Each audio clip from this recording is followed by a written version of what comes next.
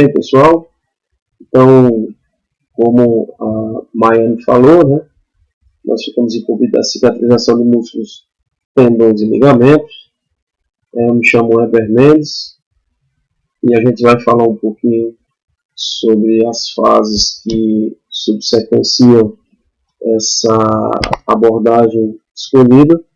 A Maiane deve ter ficado nesse slide com vocês, falando sobre a cicatrização dos músculos em especial, que possuem 3 fases de regeneração: a fase destrutiva, a fase de reparo e a fase de remodelação. Então ficou incluído para mim distribuir um pouco a explicação sobre essas 3 fases, né, nesse caso. Lembrando que o músculo, mesmo sofrendo essa regeneração, passando pelas 3 fases, ele tem uma certa dificuldade de retorno à capacidade funcional dele normal, uma vez que esse tecido cicatricial ele vem a substituir o tecido contrátil. Então, a performance muscular desse segmento ela pode ser prejudicada dentro desse aspecto. Bem, enfim, vamos à primeira fase, fase destrutiva. Né?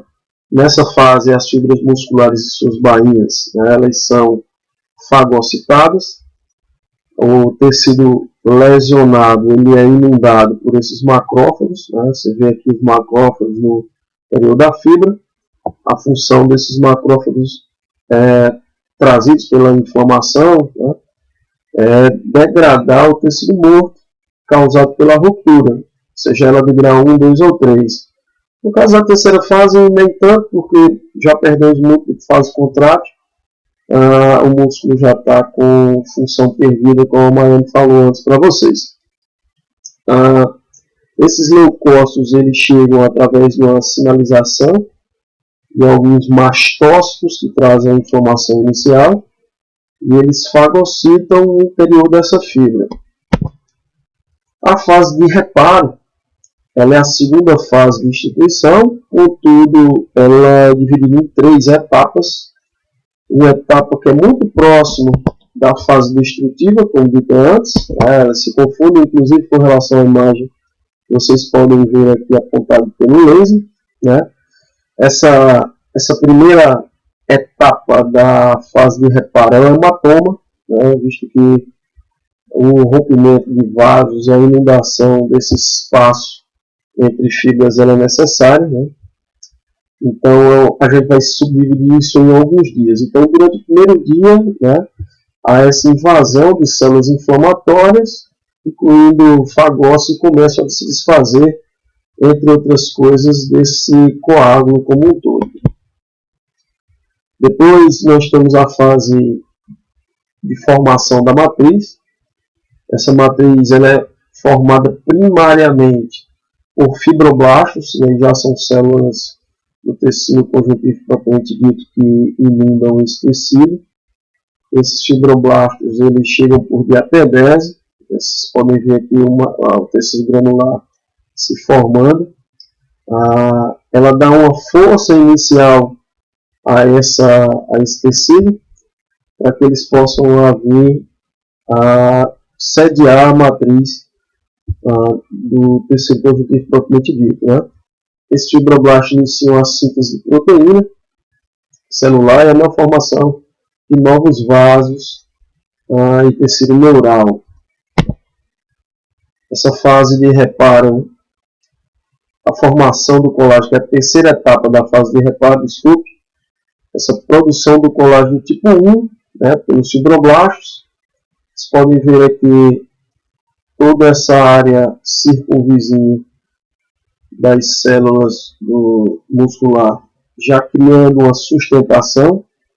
Você começa a formar o tecido de colágeno que vai dar ênfase, né, vai dar reparo e formar o endomísio, o perimísio e o epimísio. Essa proliferação excessiva do fibroblasto pode gerar a formação do tecido cicatricial denso, que na grande maioria das vezes geram as aderências e as extensões, principalmente do tecido mole. Então essa é uma fase que, a nível de tratamento, a gente precisa já dar um pouco de influência espacial para esse fibroblasto vir a produzir tecidos levemente mais moles. Mas isso vai ser bem abordado na frente com o grupo que falar de recuperação desses tecidos. Então, ele cria uma barreira mecânica que restringe e retarda a formação dessas estruturas e faz a regeneração completa das fibras musculares. Então, na fase reparo, se dá o final da recuperação enquanto formação desse tecido muscular, dentro de um critério de já o arcabouço ser formado. A fase de remodelação, ela vem a tirar aquele excesso de tecido cicatricial, ele amadurece, contrai-se em reorganização desse tecido, porém nós precisamos lembrar que por muitas vezes ele se faz isso de forma incompleta. Então, essa regeneração, propriamente dita, ela pode não atingir o ápice e gerar uma cicatriz rígida que perde função contrátil, né? Então, deixa essa observação para terminar essa questão das fases, dizendo que uma das principais complicações da cicatrização muscular é a atrofia pós-mobilização.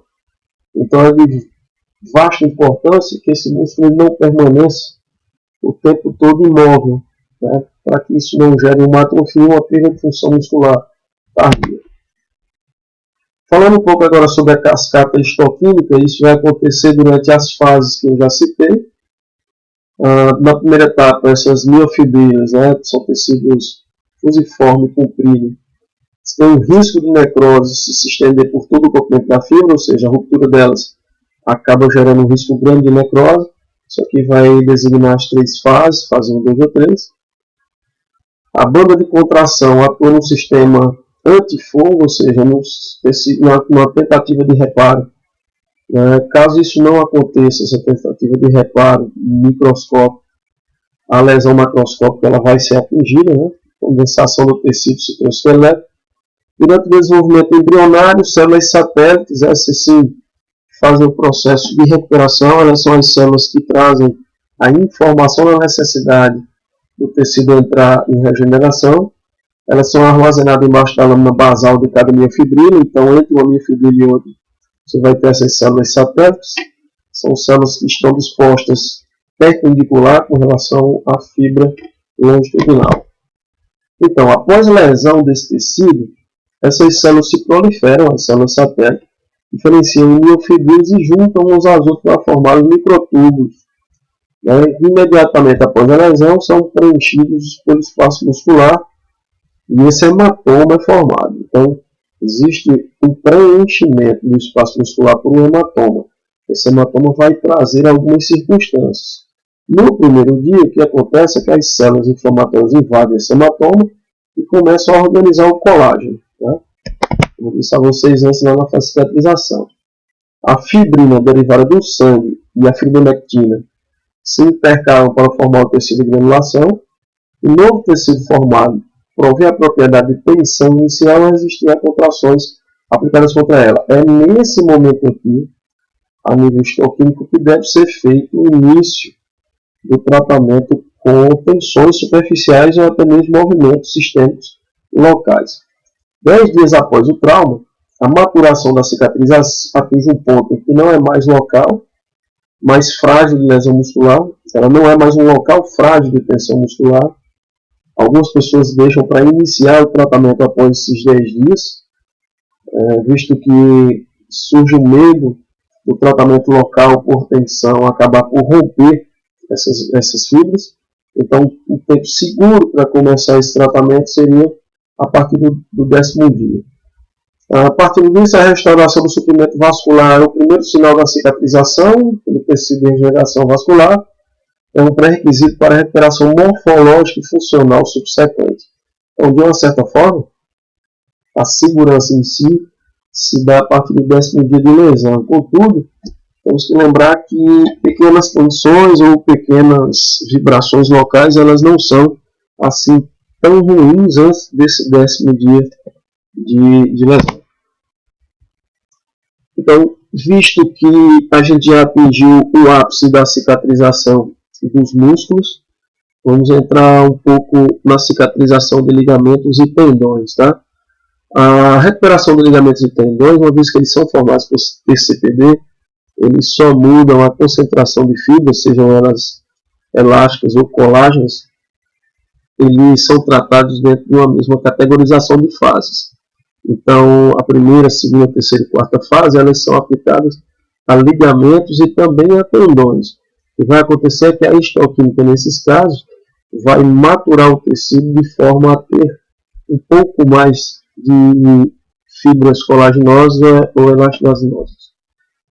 Os ligamentos intraarticulares, é interessante lembrar, eles não sofrem regeneração, porque, como vocês podem ver, a primeira fase da regeneração é hemorrágica. Se você tem ligamentos intraarticulares que não são banhados por sangue, sim por líquido sinovial, eles não têm essa capacidade, ficando lesionados, mesmo que essa lesão seja parcial. Então, para deixar bem claro, os ligamentos intraarticulares, mesmo em lesão grau 1, eles não têm capacidade regenerativa, uma vez que eles não sofrem, na verdade, uma irrigação por sangue, ok? Sendo necessário, na grande maioria das vezes, a substituição desses ligamentos, principalmente a nível 2 e 3 de lesão, ok? Os demais ligamentos e tendões sofrem uma cicatrização dividida em 4 fases. Por quê? Porque passam pela fase hemorrágica, subsequentemente pela fase inflamatória, de proliferação e depois de remodelação e maturação. Então, diferentemente do músculo, aqui nós temos uma fase hemorrágica e inflamatória separadas, coisa que a gente não tinha até então. Então, na fase hemorrágica, após a ruptura do tecido, o espaço é rapidamente preenchido com o coágulo sanguíneo, os linfócitos aparecem dentro de algumas horas, inicia o processo inflamatório. Esse processo inflamatório, ele chega dentro de 1 ou 2 dias, né? É predominantemente fagocita os tecidos necrosados, que a gente já tinha visto nos casos musculares, desencadeia a neovascularização e a formação do fibroblasto do colágeno. A fase de proliferação é onde ocorre o aparecimento dos fibroblastos, né? Após uma semana de lesão apenas. Esses fibroblastos inundam essa região antes chamada de espaço tecidual, passam a se proliferar, formando com ele uma quantidade surpreendente de colágeno dos tipos mais derivados. Porém, este é muito volumoso e desorganizado. Então, mais ou menos após uma semana, a gente precisa, a nível de tratamento, já pensar na organização dessa quantidade de colágeno. Porque após essa fase de proliferação, nós vamos ter o remodelamento, a maturação desse tecido. Há uma intensa remodelagem do tecido que volta a aparecer com o órgão não lesionado. Porém, a sua resistência e tensão pode levar até 3 anos para retomar suas configurações iniciais. Então, o que diminui essa capacidade de 3 anos, ao meu entender, é o tratamento tornar essas fibras levemente mais organizadas. Então, seria um ponto crucial no tratamento lembrar que essa proliferação, ocorrendo após uma semana, ela acaba levando a essa desorganização, e essa desorganização, deixando bem claro, é o que leva a esse tecido a uma constituição e resistência mais próxima da configuração inicial, apenas após 3 anos de sua aparição. Então, pessoal, eu encerro aqui a nossa apresentação, lembrando que ela ainda é incompleta, a gente, de uma certa forma, quer trazer esse apanhado um pouco mais diversificado, talvez dando uma ênfase maior na diferenciação entre os ligamentos e os tendões, mas por hoje é o que a gente se destina a mostrar, esperando que no futuro possamos complementar essa nossa aula. Um forte abraço a todo mundo e até a próxima.